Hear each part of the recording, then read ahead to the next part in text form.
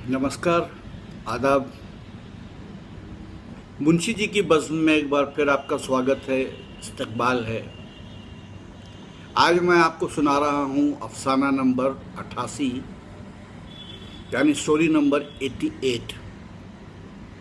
ये अफसाना पहली बार हिंदी में मुफ्त का यश के शीर्षक से हंस के अगस्त 1934 अंक में प्रकाशित हुआ।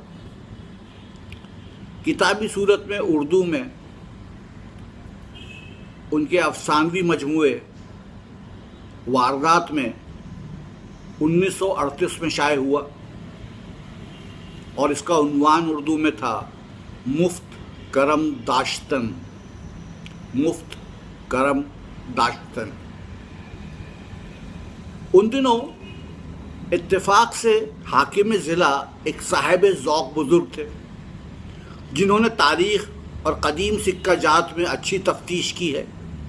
खुदा जाने कैसे दफ्तरी कामों से उन्हें इन मशागल के लिए फ़ुर्सत मिल जाती है। मैंने उनके कारनामे पढ़े थे और उनका गायबाना मुद्दा भी था, लेकिन उनकी अफसरी मज़ीद ताल्लुकात में आड़े आती थी। मुझे यह तकल्लुफ़ था कि अगर मेरी जानिब से पेशकदमी हुई तो आम तजुर्बे के मुताबिक वो मेरी हुक्काम जुई पर महमूल की जाएगी, और मैं किसी हालत में भी ये इल्ज़ाम अपने सर नहीं लेना चाहता था। मैं तो हुक्काम को दावतों और आम तकरीबों में भी मदऊ करने का मुखालिफ हूँ, और जब कभी सुनता हूँ किसी अफसर को किसी रफ़ाए आम के जलसे का सदर बनाया गया, या कोई स्कूल या शफ़ाखाना या विधवा आश्रम किसी गवर्नर के नाम से मंसूब हुआ, तो बिरादरान वतन की गुलामाना ज़हनियत पर घंटों अफसोस करता हूँ। मगर जब एक दिन हाकिम ज़िला ने ख़ुद मेरे नाम एक रुक्का भेजा कि मैं आपसे मिलना चाहता हूँ, क्या आप मेरे बंगले पर तशरीफ़ लाने की तकलीफ़ गवारा फरमाएंगे, तो मैं बड़े शशोपंज में पड़ गया। क्या जवाब दूँ? अपने एक दोस्तों से मशवरा लिया। उन्होंने कहा, साफ कह दीजिए मुझे फुर्सत नहीं। वो हाकिम ज़िला होंगे तो अपने घर के होंगे। कोई सरकारी या ज़ाब्ते का काम होता तो आपका जाना मुनासिब था, लेकिन ज़ाती मुलाकात के लिए आपका जाना आपकी शान के ख़िलाफ़ है। आखिर वो ख़ुद आपके मकान पर क्यों नहीं आए? इससे क्या उनकी शान में बट्टा लग जाता? इसीलिए तो ख़ुद नहीं आए और आपको बुलाया कि वो हाकिम ज़िला हैं। इन अहमक हिंदुस्तानियों को ये समझ ना आएगी कि दफ्तर के बाहर वो भी वैसे ही इंसान हैं जैसे हम या आप। शायद ये लोग अपनी बीवी से भी अफसरी जताते होंगे। इन्हें अपना ओहदा कभी नहीं भूलता। एक साहब ने, जो लतीफ़ों के ख़जानची हैं, हिंदुस्तानी अफसरों के कई पुरमज़ाक तस्करे सुनाए। एक अफसर साहब ससुराल गए, शायद बीवी को रुखसत कराना था, जैसा आम रिवाज है। ससुर साहब ने उस मौके पर रुखसत करने से इनकार किया।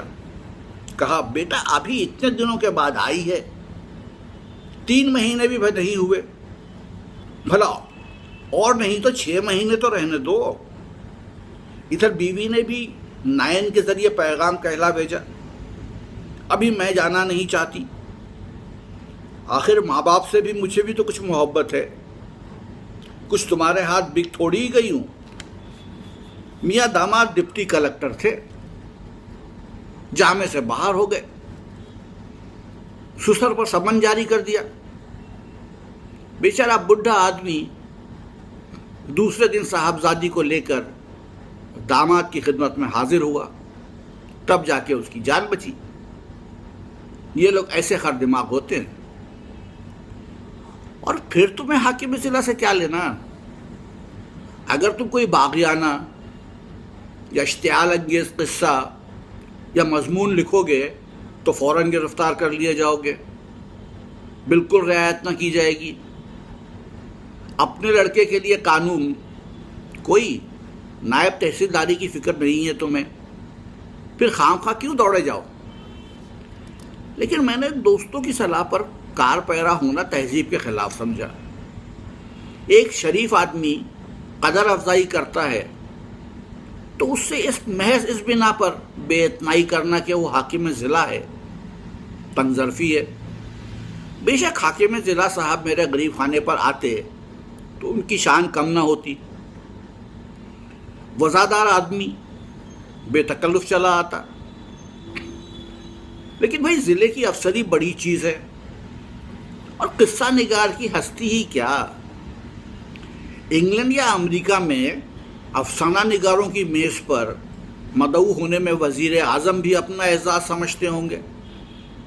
लेकिन ये हिंदुस्तान है जहाँ हर एक रईस के दरबार में शायरों का एक जम्बे गफ़ीर लगा रहता है,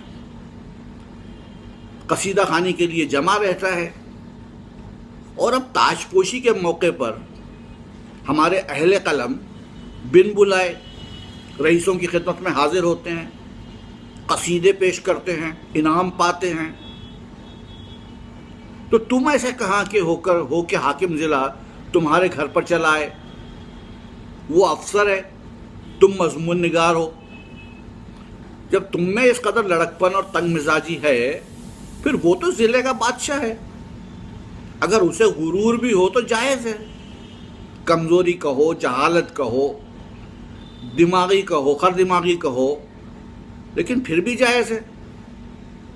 और खुदा का शुक्र करो कि अफसर साहब तुम्हारे घर नहीं आए, वरना उनकी खातिर और मदारत का सामान तुम्हारे पास यहाँ कहाँ था। गत की एक कुर्सी भी तो नहीं है। 3 पैसे की 24 बीड़ियाँ पीकर दिल खुश कर लेते हो। है तौफीक रुपए के 2 सिगार पीने की? कहाँ वो सिगार मिलता है, उसका क्या नाम है, इसकी खबर है तुम्हें? अपनी तकदीर को सराहो कि वो खुद नहीं आए, तुम्हें बुला लिया। 4-5 रुपए बिगड़ ही जाते और शर्मिंदगी भी होती।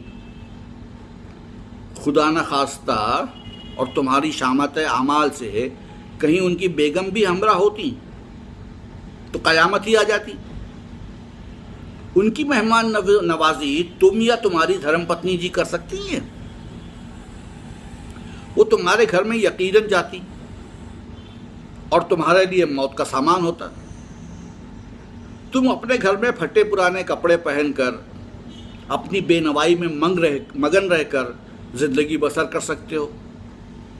लेकिन कोई भी खुददार शख्स ये गवारा नहीं कर सकता कि उसकी खस्ता हाली दूसरे के लिए तफरी का जरिया हो।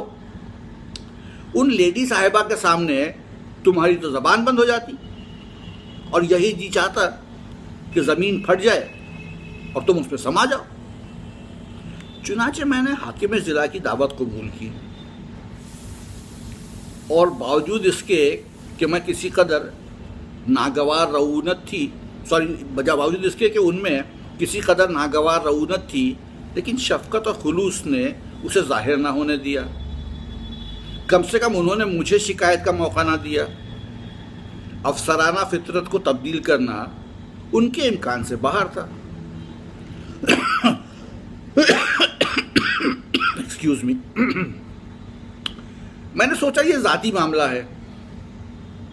उन्होंने मुझे बुलाया, मैं चला गया, कुछ अदबी गपशप की और वापस आया। किसी से इसका जिक्र करने की ज़रूरत ही क्या थी। मैंने इस वाक़ये को ज़रा भी अहमियत ना दी। गोया बाजार सब्जी खरीदने गया था।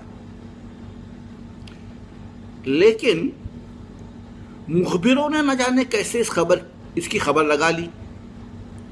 ख़ास हलकों में ये चर्चे होने लगे कि अफसर ज़िला से मेरे बहुत दोस्ताना ताल्लुकात हैं और वो मेरी बड़ी इज्जत करते हैं। मुबालगे ने मेरी वक़्त में और भी इजाफा कर दिया। यहाँ तक मशहूर हुआ कि वो मुझसे सलाह लिए बगैर कोई तजवीज़ या रिपोर्ट नहीं लिखते। कोई ज़ीहोश आदमी इस किस्म की शोहरत से फ़ायदा उठा सकता था। अहले गरज बावले होते हैं, तिनके का सहारा ढूंढते फिरते हैं। उन्हें इसका यकीन दिलाना कुछ भी मुश्किल नहीं था कि मेरे ज़रिए उनकी मतलब बरारी हो सकती है, लेकिन मैं ऐसी हरकतों को जलील समझता हूँ। सैकड़ों दोस्त अपनी अपनी दास्तानें लेकर मेरे पास आए। किसी के साथ पुलिस ने बेजा ज्यादती की थी, कोई इनकम टैक्स वालों की सख्ती से नाला था, किसी को ये शिकायत थी कि दफ्तर में उसकी हक तलफी हो रही है और उसके बाद के आदमियों को तरक्कियाँ मिल रही हैं। उसका नंबर जब आता है कोई लिहाज नहीं किया जाता।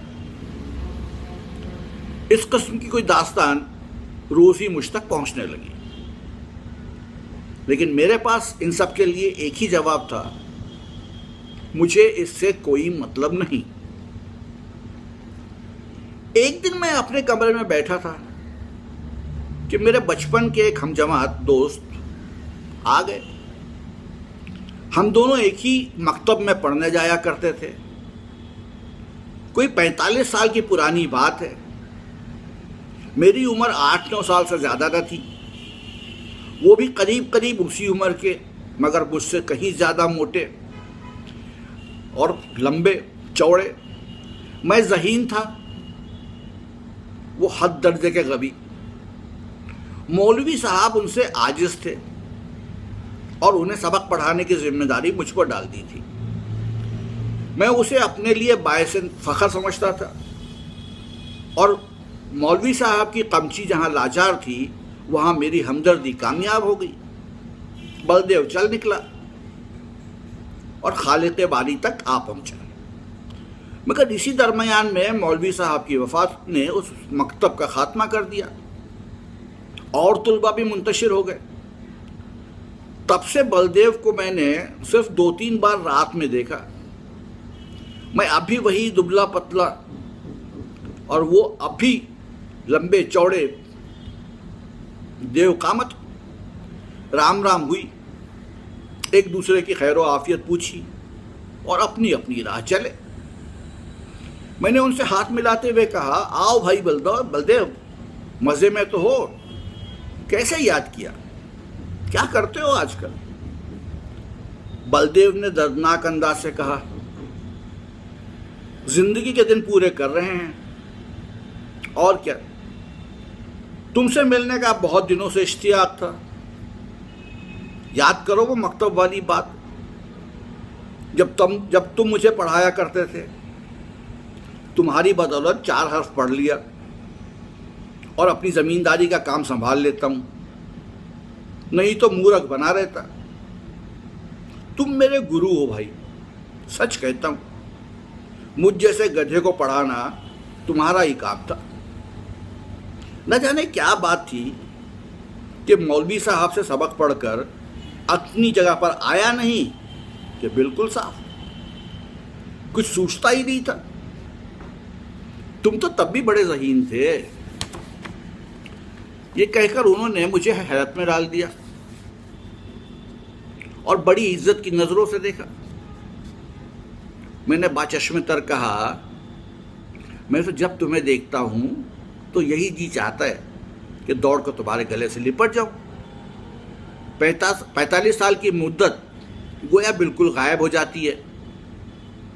वो मकतब आंखों के सामने फिरने लगता है और बचपन की सारी दिलफरेबियों के साथ ताज़ा हो जाता है। बलदेव ने भी रिक्कत आबेज लहजे में जवाब दिया, मैंने तो भाई तुम्हें हमेशा अपना दोस्त समझा, रहनुमा समझा। जब तुम्हें देखता हूँ तो छाती गजभर की हो जाती है कि वो मेरा बचपन का दोस्त चाहता है, जो वक्त पड़ने पर कभी दगा ना देगा। अरे तुम कुछ खाते पीते क्यों नहीं, सूखते क्यों जाते हो? घी ना मिलता हो तो 1-2 कनस्तर भिजवा दूं। अब तुम बूढ़े हो, खूब डटकर खाया करो। अब तो बदन में जो कुछ ताकत है वो खाने पीने की बदौलत है। मैं तो अब भी सेर भर दूध और पाव भर घी उड़ाए जाता हूँ, उधर थोड़ा मक्खन भी खाने लगा हूँ। उम्र भर बाल बच्चों के लिए मर मिटे। कोई पूछता है तुम्हारी क्या हालत है? अगर आज कंधा डाल दूं तो कोई एक लोटा पानी को ना पूछे। इसलिए खूब खाता हूं और सबसे ज्यादा काम करता हूं। वही जो बड़ा लड़का है उस पर पुलिस ने एक झूठा मुकदमा चला दिया है। अच्छा खासा पहलवान है, किसी से दबता नहीं,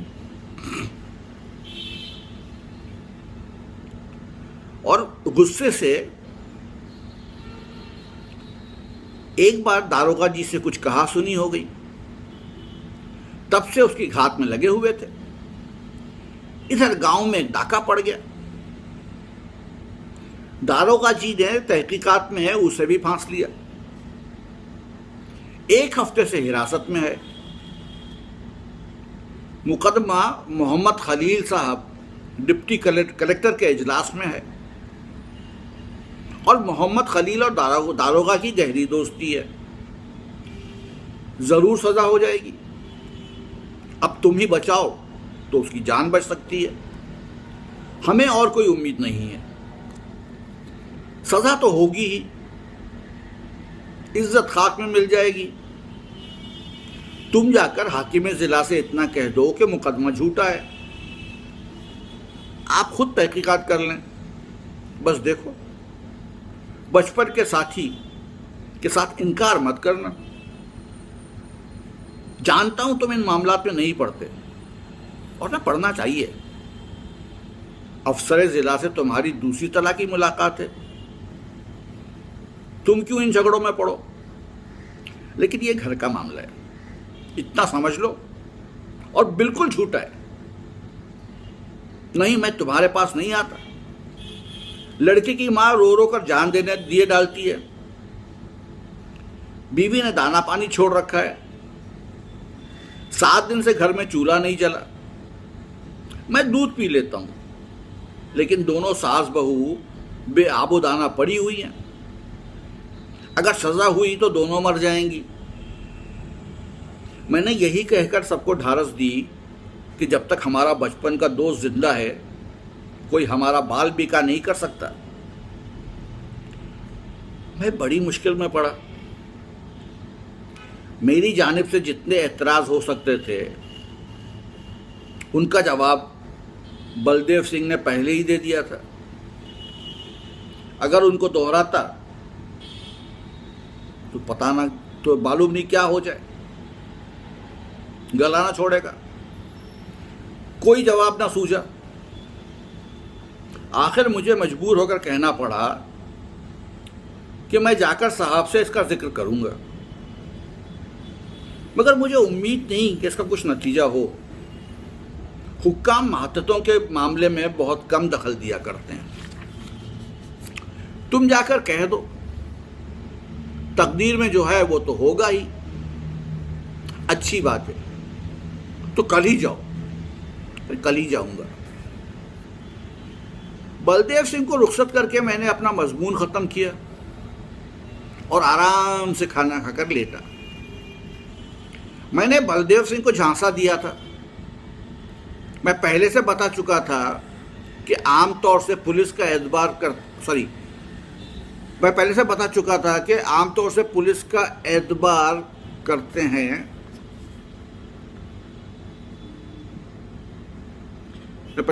चुका था कि आमतौर पर पुलिस का एतबार नहीं करते हैं। ये कहने की काफ़ी गुंजाइश थी कि साहब ने इस मामले में दखल देना मुनासिब न समझा। साहब के पास जाने का मैंने ख्वाब में भी ख्याल नहीं किया। मैं इस वाक़े को बिल्कुल भूल गया था कि 8वें दिन बलदेव सिंह अपने पहलवान बेटे के साथ मेरे कमरे में दाखिल हुए। बेटे ने मेरे कदमों पर सर रख दिया और एक किनारे खड़ा हो गया। बलदेव सिंह बोले, बिल्कुल बरी हो गया भाई। साहब ने दारोगा जी को बुलाकर खूब डांटा कि तुम भले आदमियों को सताते और बदनाम करते हो। अगर फिर ऐसी शरारत की तो बर्खास्त कर दिए जाओगे। दारोगा बहुत पशेमान हुए। जब साहब ने इसे बरी कर दिया तो मैंने दारोगा साहब को झुककर सलाम किया। बेचारे पर घड़ों पानी पड़ गया। ये तुम्हारी सिफारिश की बरकत है। बिल्कुल, ये तुम्हारी सिफारिश की बरकत है बिरादर। अगर तुमने मदद ना की होती तो हम तबाह हो गए थे। ये समझ लो 4 आदमियों की जान बच गई। मैं तुम्हारे पास डरते डरते आया था। लोगों ने कहा था उनके पास नाहक जाते हो, वो बड़ा बेमुरव्वत आदमी है, उसकी जात से किसी को फायदा नहीं पहुंच सकता। आदमी वो कहलाता है जिसे जरूरतमंदों का काम निकले।